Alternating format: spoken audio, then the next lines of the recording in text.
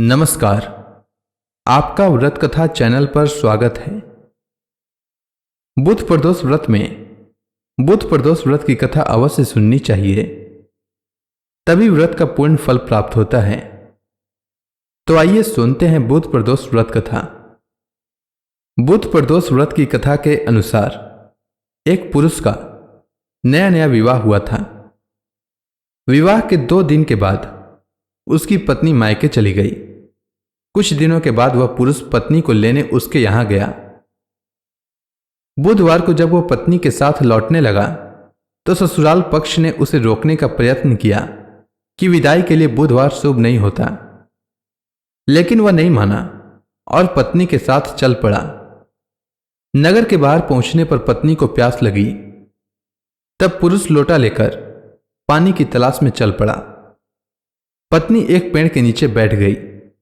थोड़ी देर बाद पुरुष पानी लेकर जब लौटता है तब वह देखता है कि उसकी पत्नी किसी और के साथ हंस हंस कर बातें कर रही है और उसके लोटे से पानी पी रही है।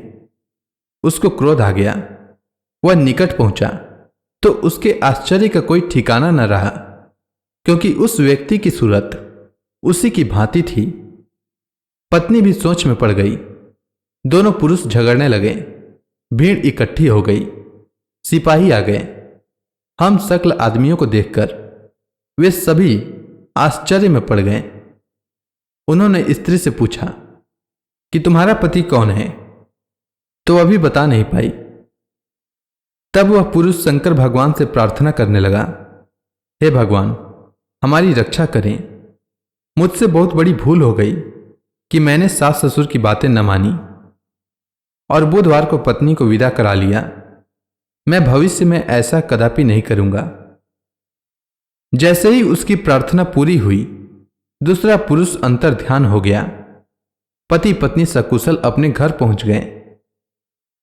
उस दिन के बाद से पति पत्नी नियम पूर्वक बुध त्रयोदशी प्रदोष का व्रत रखने लगे। अतः बुध त्रयोदशी व्रत हर मनुष्य को करना चाहिए।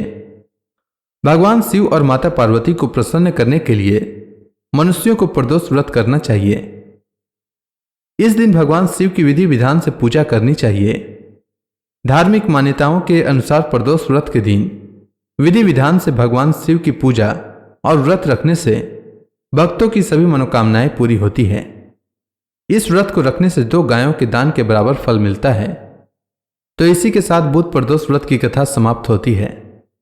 उम्मीद है आपको यह कथा अच्छी लगी होगी। धन्यवाद।